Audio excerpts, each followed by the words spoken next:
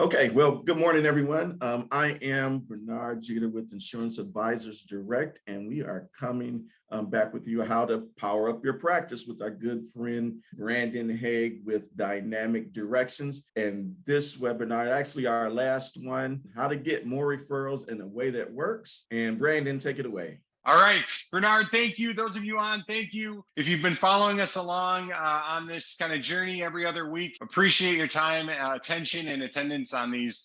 This is the exact right time to be bringing up the referrals. We're heading into Medicare season. You're going to be talking with a lot of your clients. This is the most timely topic we could be having. So we're going to get into that, and I'm going to give you all of the answers for what's working right now. If you're new, though, I'll tell you a little bit about me. I've been in the industry a really long time, for me, 15 years. I know that still kind of makes me a youngin' for a lot of the industry, but I've been around the block. I've worked with a lot of advisors, and specifically on coaching, development, and driving organic growth. How do we help advisors, agents, professionals grow? So there's my stats. Take a look at it. All that's there is to tell you I'm bringing the best of what we've got to you. As a part of Dynamic Directions, we work with 100+ practices around the country. We work with some of the largest Forbes 100 advisors that are out there. We take what we've been doing with them, we bring it to you, and that's what we do. We help financial professionals grow through coaching them ongoing as to what their goals are. Here's the big thing to talk about to get us started, though. Again, this is review for a lot of you. The alignment triangle: beliefs, behaviors, and results. You've got to be aware as we go into this, if you have any of what we call self-limiting beliefs, that's the number one roadblock to your success. If you believe that, I don't know if that'll work, I don't know if I can do that, I don't think, that's going to get in your way. You've got to knock those out. Self-limiting beliefs, recognize them and overcome them. They will get in the way of your behaviors, which ultimately get in the way of your results. Those things are aligned. You're going to be able to fire on all cylinders, and you're going to see great growth. Look, 3 ways to grow: do more with the clients you have, get new clients, and then the other one is moving into what's called mergers and acquisitions. That's not my game. I've got a partner that I work with on that. So I'm here to talk about how do you get those new clients. Biggest thing, the cheapest, the easiest, and most effective thing you can do is ask for referrals. It's easy to say, it's hard to do. So going into referrals, what doesn't work? Avoiding the conversation. Look, if you grew up around the industry the way that I did, where it was the same kind of conversation or even worse. So I'll tell you, I started with the, hey, Bernard, great. I loved meeting with you. Was this valuable? Awesome. What specifically did you find valuable? Great. Who else is like you that would find this valuable? Let's pull up LinkedIn. Let's pull out your phone. Let's find people. That way, it's no fun. It's awkward. It's weird. It puts clients on the spot. And it just gives a bad taste and a really bad twist to the relationship. Now, if you're really good at that and that's worked for you, I bow to you, because that's never worked for me. I couldn't do it. I didn't like doing it. So I avoided the conversation. I then moved into vague referral asks. Hey, I really grow through, referrals from the clients I like. So, don't keep me a secret. Okay. What does that mean? Right? There's no ask. There's no direction on that. It's don't keep me a secret. I don't know what that means. Or one that I've also seen is, and where I started is, who else do you know that could use this advice? That is a very, very vague question. Who else do you know? I don't know. I got 1,500 people on LinkedIn or Facebook. There's a lot of people I know. That's not helpful. What you want to do is you want to be able to give them, and I'll show you how, some defined characteristics of who do you work for. For a really long time, what worked for me is if I said, hey, Bernard, if I gave you 5 tickets to the Super Bowl, the 4 friends you would take are exactly the people I want to meet. That helps. You can think of that, right? If I give Bernard tickets to some Lions games, he might know who he's going to take. That helps. I'm going to show you how to do that in an even better way than, hey, if I gave you my credit card and said, take your best friends out to dinner, who would that be? I'll tell you a better way to do it. 2 other things that are tough are unclear steps for the client. So if Bernard gave me a name and I said, hey, great, would you mind letting him know I'm going to call? That's unclear. You've got to set clear steps so that you can go from not only a referral, which is a name, but to an introduction. That's what's valuable. The name is worthless without the introduction. That's what we're going for, is how can they introduce you to people instead of just, hey, here's my, friend Bernard. Yeah, give him a call. I'll let you know. That never works out. And then finally, the last one is unclear prospect experience. If Bernard is going to give me one of his friends, he should know exactly how I'm going to follow up with them and when I'm going to stop. A lot of people, especially nowadays with the ability for email lists, robocalls, people don't like to give their friends info out if they don't know exactly what that experience is going to look like. Hey, if Bernard gives me a name, I'm not putting them on a list. They're not going to keep hearing from me. I want to share, this is what it's going to look like from their side of things. And then one that I didn't have on here, but I just thought of as I was talking is when. When do you ask for referral?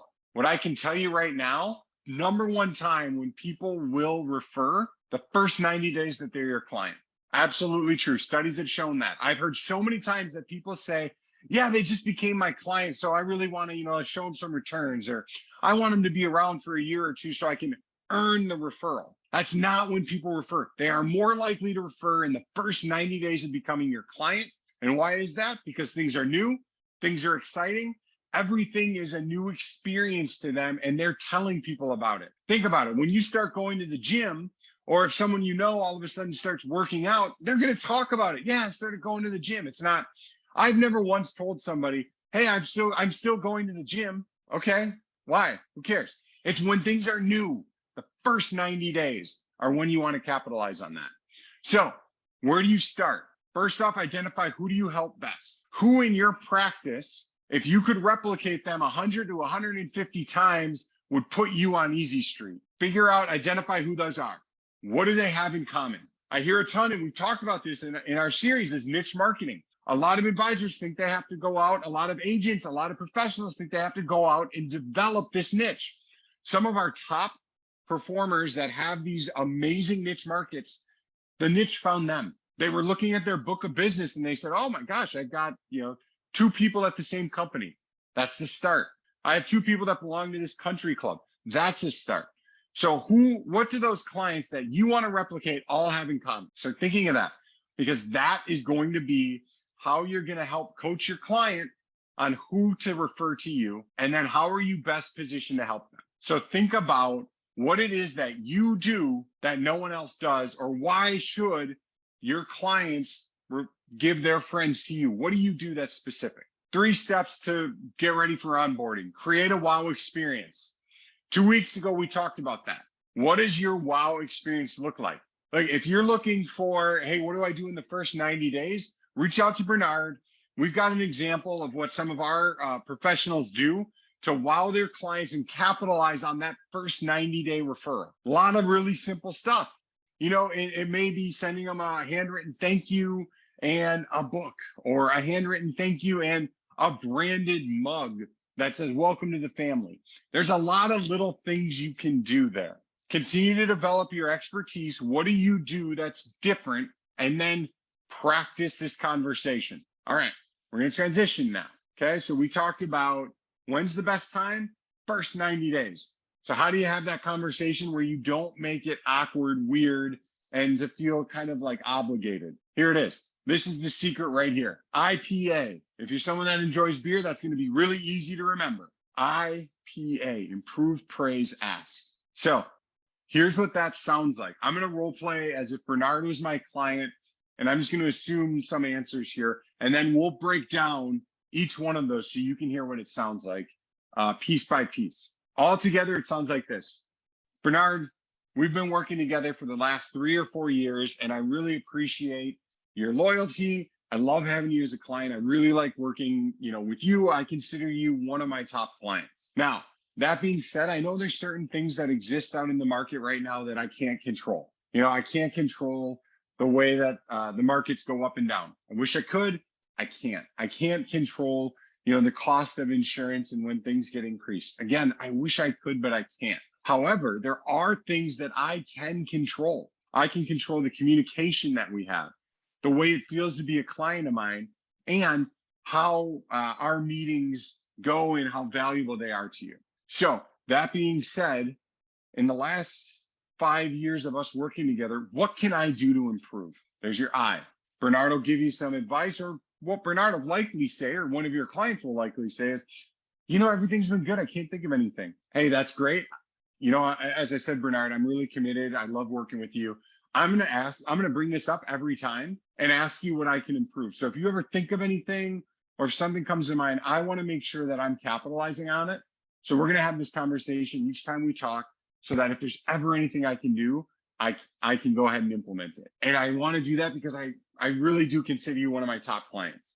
Bernard, you work at Insurance Advisors Direct. You're running a great entrepreneurial practice. I love working with entrepreneurs because we're in the same mindset. You've got your kids that are leaving the nest, so you're in a new phase of life, which is awesome. I love that you're going to have new goals. We're going to be working on things. And finally, you have the income to support and meet your goals. That's really, really why I love working with you. So that being said, Bernard, who else is like you? Works at Insurance Advisors Direct, has kids that have just left and they've got a whole new set of goals that they're working on and the means to achieve those goals. Who else is like that you care about that I could be helping? Now, that's the improve, praise, ask. Now, if you wanted to, and if that is something that is still a little bit grindy for you, still feels a little bit anxiety or anxious, I'm going to give you one other tip.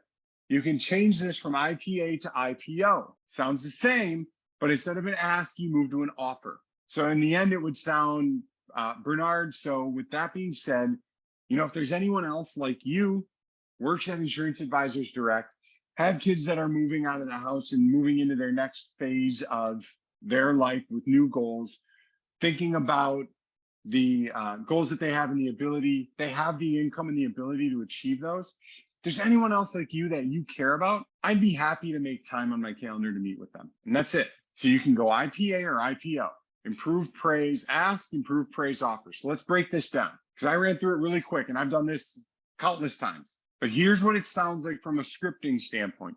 You and I have been working together for blank number of years. I always want to make sure that I'm providing the best experience possible, that I'm whatever you want to do to make sure that I'm making you feel like a valued member of my practice. Whatever that last part is, make it yours. We know that there's things we can't control.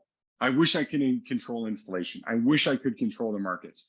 I wish I could make underwriting more lenient for a lot of my clients, but I can't. However, I can control some things. Of those things that I can control, like your communication, how it feels to be a client, what can I do to make your experience better?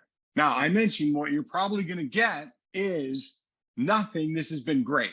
That's the most common answer. That's what we want because now they're telling you, you couldn't improve anymore. I love this. The other answers you might get, so just be prepared for it, is you might get, well, if you could make the markets go up, that'd be great. Even though you just said you couldn't control them, people will continue to bring that up. Or you might get my statement's kind of hard to read. Could you make that easier? Okay, that's another thing I can't control. And then the last answer you might get is actually a good recommendation. So for example, I had an advisor that's been using this and getting a lot of clients. I think in the last month, the word that they used is several. So I'm guessing, 4. I think 3 is a few. So several means 4 or more maybe. And what they found is they asked this, what can I improve? And their client said, my realtor does this really cool event at the baseball games. I think he gets a lot of referrals from that. And it's just really fun to have as a group. Maybe you should do that. Awesome. Done. And you can start to implement that. You might get some really cool ideas of things that you can do. Then what you want to do is no matter what they answer, take that info. If they give you a suggestion, thank them, write it down, capture that, and then let them know. I'm going to ask you every time, what can I continue to improve? Now the client knows that you're committed to improving. They're expecting that you're going to have this conversation, which starts with what can I do better? So you are setting them up to say, I'm going to bring up referrals every time, but you're never saying referrals. You're saying, I want to know what I can do to improve. You're setting the stage to just have this conversation every time you meet with clients because it doesn't get weird. And the reason it doesn't is you move into this praise. What is it about that client that makes them an ideal client for you and what you want to replicate? Remember, step 1 is identify who you help best. Who are the clients, if you had 100 to 150 of, that you would be on Easy Street. And what do they have in common? This is where you plug it in. And you do it in a way that praises them for having these attributes. People love praise. I love praise. When somebody tells me I do a good job or they say something nice about me, I immediately like them. I want to reciprocate by doing nice things for them. If you've ever walked into a grocery store or a Target or any major department store right in front of someone, you probably do the standard, let me get that door for you. And then immediately right after, oh, I'll get you back. That's standard. That's a human behavior, the law of reciprocity. When you start to praise them, they want to do nice things for you. They're going to enjoy meeting with you more because they're going to start to get that in their head of, gosh, every time I meet, Bernard tells me how great I am. I'm excited to go meet with Bernard. I wonder what he's going to pick this time to tell me how great I am. Some of those things will start to get ingrained. Your clients will have a better experience because they'll look forward to meeting with you because they know they're going to walk away getting some positivity out of it. And what's nice is this is how you end the meeting. So you end on a positive note of, this is why I really like you. Again, if my dentist ended every single time I went in there with telling me how good I was doing on things, I bet there'd be a lot less people afraid to go in the dentist because what I know is they're going to tell me I'm not flossing enough. But boy, if they told me some nice things, maybe I would be a little more excited to go in rather than, oh, they're just going to tell me a bunch of stuff I'm not doing good enough. You want to go ahead and tell them the great things about them. Things like, where do they work? Do you want more people at that company? Tell them, I love working with you because you work at Insurance Advisors Direct. I love working with that group. I know that company very well. I'd love to work with more people there. Where do they live? I've got an advisor that dialed it down to a gated community. He happens to live in a really nice part of Florida where there's some nice gated communities. He doesn't live in one, but he has clients that do. And so he targets in there, hey, you live in that great gated community. I'd love to meet more people in that area because, hey, I've got a goal to get there someday. Who else is in your community? Who's on your cul-de-sac? Who lives in the Valley View neighborhood? Things like that to narrow down who it is that you're looking for. What do they like to do? It doesn't have to be, where do you work? Where do you live? Maybe it's, who else loves to fish? Who else loves whiskey tastings? I bet Bernard's got some friends that he loves to do whiskey tastings with. That's the kind of thing that we want to dial into. Hey, who else likes to go to your gym? Who else likes to, whatever those things are, dial into that. And you can get more people that are replicating the clients that you want to be with. Who else is in your Rotary? All those things. And then finally, what makes them stand out? You can get very specific, like with this, without making the client feel awkward. Bernard, I love working with you because you're a millionaire. Put that in there. If you've got clients that are millionaires, say, I love working with you because you are a millionaire, and that means we can get things done. People tend to run in very similar social circles. So if you've got clients that are millionaires, chances are they know other millionaires. That doesn't have to be an awkward conversation. You can bring that up. You can make it a joke. Hey, who else is worse at golf than you? Or have fun with it. Find some things that make it enjoyable that you can share with them, that they can start to identify in their world exactly who to meet with you. You want them to know exactly who to bring you, because what I know happens a lot of times with referrals is when you ask, you may get people that don't fit your target market. You may get people that you can't help that well, and it ends up costing you more in time than you will get back in revenue. So when that happens, the balance is off and people stop to ask. So start telling them exactly who you can help, and make sure that when you do get referrals, they're the right ones. The same thing is the idea of fishing. If you don't tell them who you're looking for, you're basically fishing with a net rather than an actual lure. You can catch a whole bunch of fish with a net. They're mostly going to be the wrong type of fish. Get the fish that you want by telling them exactly who that you're looking for. Last step is ask or offer.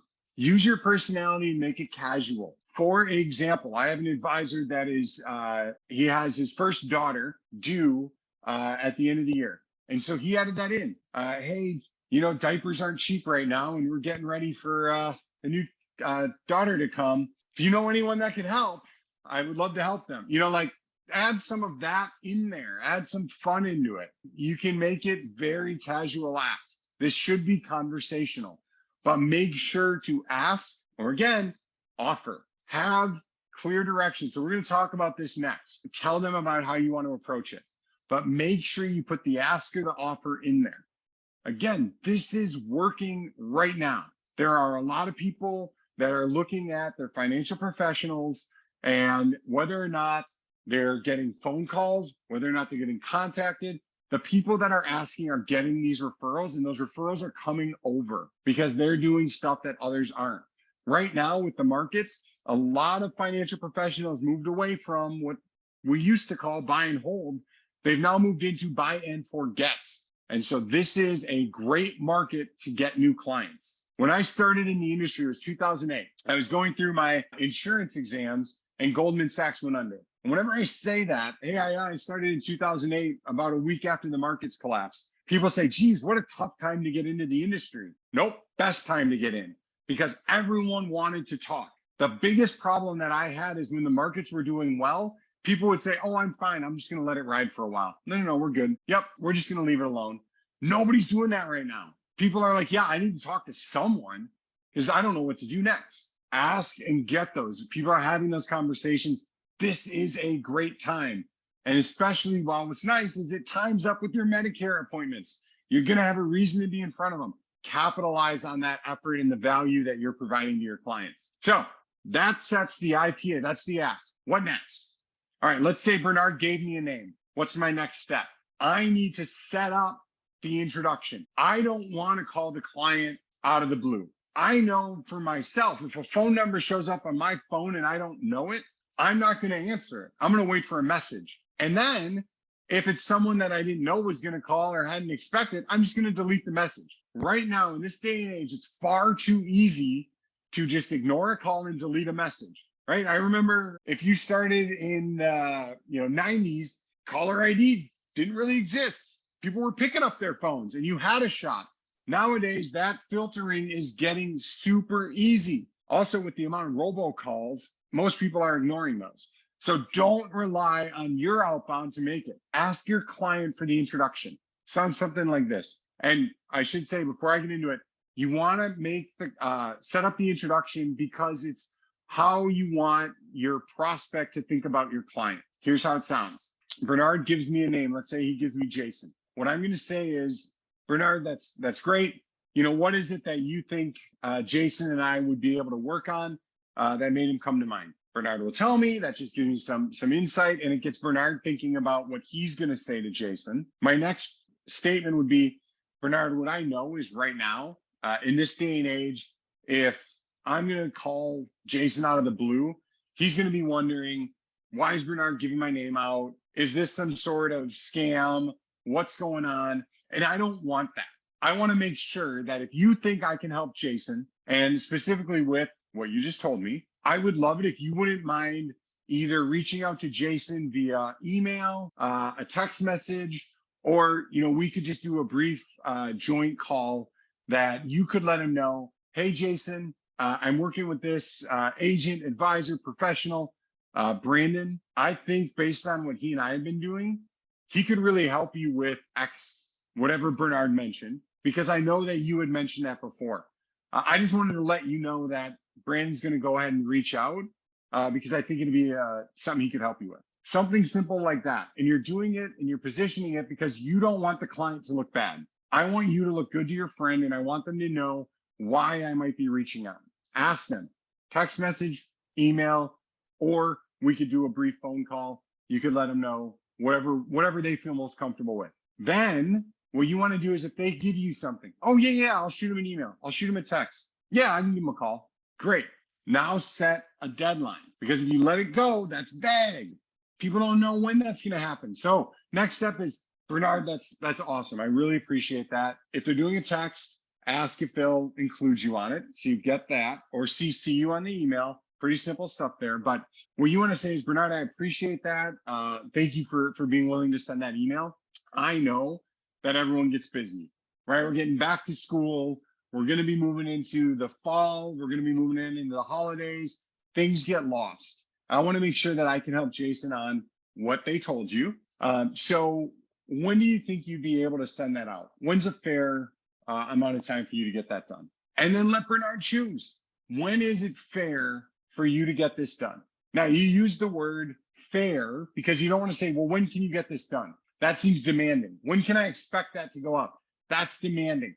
Hey, when is it fair for you to be able to send that? Because you're not sending it, you're not coming at them. What they'll probably tell you right then is, oh, I'll just do it right now. And they'll pull up their phone and they'll send it right then. Or yeah, I'll get when I get back home or when I get back to the office, I'll send that out right away. They'll get it done sooner than you would have asked them to do it because people want to please. You've been praising them. You're getting that law of reciprocity. The next step is, hey, that's great. I appreciate that. If I don't see it, let's say Bernard told me he was going to send it by Monday of next week. If I would say, hey, Bernard, if I haven't seen it, I know things come up. Would it be okay if I reached out to you on Tuesday to check in? And if you've changed your mind, that's totally fine. I just want to make sure I'm following up if you send that. What the client will say is, yeah, sure, give me a call, whatever. Shoot me a note. Yeah, totally. Now you've not only gotten them to commit to send it out, you've also then gotten them to tell you, yes, bug me about it. If you don't see it, bug me about it. They told you they want you to. That's fair. That's fine. So set that expectation. How will they introduce you? What will they say? When is fair? And is it okay if I follow up with you so it doesn't fall through the cracks? You'll get all yeses to that. And now you've set what the next step is for the intro. The last thing you want to do on this is tell them what it's going to look like when you reach out to Jason. Hey, that's great, Bernard. I'll follow up with you Tuesday. Yeah, last thing I want you to know is, what does it look like when I follow up with someone? So when I see that email come through, what I'll do is I'll give Jason a call. If I get his voicemail, I'll leave him a message. And then I'll probably follow up maybe 3 days. I know a lot of people get busy and you can just mute the notification on the voicemail. If again, I leave a message, I'll probably try one more time the following week. And then if I don't hear from him, I'm just going to stop. I'll move on. If it comes back around and he's got any interest in talking with me, that would be great. But that's all I'm going to do. And then we'll move on. Or, after that, I'll stop calling. You think it'd be okay if I, just sent him newsletter once a quarter in case he ever needs me? Something like that. Just let him know, hey, I'm going to stop. And here's what the next steps look like. Then they know, all right, cool. I'm not going to be signing my referral up for all of this extra stuff. We didn't get into, and we're not going to get into for time, what can you do to, in that meeting, when you finally get Jason into the office, what can you do to make sure that you're going to get more referrals from Bernard and make a really cool wow experience right away? If you want to know more about that, you can reach out to me, you can reach out to Bernard. We've got some ideas there. For now, we're just focused on going ahead and having this conversation, setting the expectations of when you can get that intro and what is it going to be, what is it going to look like when you follow up with their clients. This is the #1 way that you are going to be able to get new clients and new people into your business without buying another business. It's this. And what's really great about this is it's free. It's a free conversation that you get to have. You provide that value, and it's very, very simple. IPA, IPO. That's it. That is working. Work with an advisor. He lives in Texas. He helped come up with this, and he actually implemented this discussion first. He did 4 key things, and one of them was IPA. He grew his business tenfold in 10 years. He went from 250 to 2.5 million in revenue and then sold it for 5 times what he had in revenue because of how he had set this up.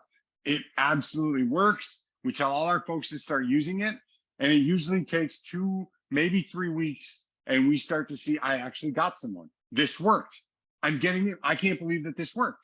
This is so simple. IPA, IPO. So what are your steps? Who are your targets? Who are the people that if you had a whole bunch of, you would be on Easy Street? Practice the IPA approach. How do you want to praise these people? What are the characteristics you want to call out and practice it? Look, it's going to be choppy the first time through, and that's okay. You will get better. The more that you practice this, the better you will get. Do it more than you think you want to. Practice, and then implement. Have these conversations every time. It's simple. It's easy. And set the expectation. I always want to get better and improve. And then lastly, follow up. Make sure that you are reaching out and closing the loop when you get a referral. and doing exactly what you said you were going to do for your clients. That's how you start to build the referable practice and getting people used to referring you, so you start to attract the right kind of people into your practice rather than going and hunting. You'll start attracting them. Look, I say it every time, something isn't nothing. Take the first step. IPA, very simple, very easy. You can do it in 3 minutes and you can do it today. Go ahead and start implementing that. You're going to see a difference in your practice. If you haven't been doing this before, you've got to change. If you want to grow, if you want to get to levels of production, income, revenue, helping more people, if you want to get to places you haven't been, you've got to try new things. That's what this can do for you. This is it. This is the last of the sessions that we had. We had 6 set up. It's going into Medicare time. We are going to not do more of these during Medicare season because that is your busy time, and that's totally fine. What also that does, that allows us to take a look and get some insight from you. If you've been on live with us, if you caught the YouTube replays, let us know, and you're not going to hurt my feelings. It's totally okay. Bernard will filter any negativity out, so he makes sure that my ego stays plenty big, keeps that all growing and going well. So are these helpful? Do you like having these? Are these something that if we reignited this come January, would this be something you'd want to tune in on to do more of these tips and best practices? And what haven't we talked about? We did a series of 5 different topics, 6 videos, because we touched this topic twice. It's that important. What are some growth things that you want to know more about? So what we've done is we talked about asking better questions. We talked about how to present recommendations better. We talked about providing a wow experience. We've talked about developing your niche market. And the last one is we talked about this, the IPA approach, twice. What else is out there that you're like, I would love to know more? Let us know. We've got time between now and the end of Medicare season to get these things put together for you. So leverage that and email Bernard, email me, whatever we can do. Get in touch with your IAD wholesaler. They obviously know Bernard as well. If these are helpful, we'll bring them back around. If you've got things you want to know about, let us know, and we'll put together some best practices and some topics from what we're seeing from some of the top advisors that we work with across the country. That's all I had for today, Bernard. That's it. So I think it's Q&A time if anyone's got them. Yeah, folks, do you have any questions for Brandon while we're still on here? I mean, pick this man's brain. He knows what he's doing. Yes, fire away. All right. So seeing them, but folks, I will say this. Me personally, I'm introverted. And sometimes it takes me a minute to warm up to people and to talk. But I've actually been using this from the different webinars that Brandon has done with us. I've used this to help with IAD, getting more of you agents on board, as well as my own practice. So it works. So for me to say that, like I said, it takes me a minute to warm up to people and want to talk. And once I get going, I get going. But no, it really works. So reach out to Brandon. If you have any questions on how to better your practice, or reach out to me and we can get in touch with Brandon and set something up. Like I said, we won't bother you during Medicare season because you guys are just going to be on the go. But definitely in January, we'll start this up so we can start anew. And then there's other things that this can lead into, more life insurance, more annuities, critical illness, hospital. The world is yours. We used this program that Brandon has. So folks, if there is nothing else, Brandon, I really appreciate you, my friend. Brandon, how long have we been with? 3 years now? 2-3 years we've been doing something like this. It feels a lot shorter, but that's that's the COVID effect. That's the COVID effect. And actually, Brandon he inspires me because he's a go-getter. These presentations, the folks in the office here, they love Brandon and they love his energy when he comes to bring these webinars. So folks, that same energy that Brandon has, he wants to give that energy to you. It's like a little less colorful Disney character coming to you every couple Fridays. So here's what we do, and let's get excited. Exactly. So folks, have a great weekend. We'll be in touch with you for more Medicare related stuff. But yeah, have a great weekend. And Brandon, again, thank you, sir. No problem, Bernard. We'll talk to you soon. All righty now. All right. Bye, everyone.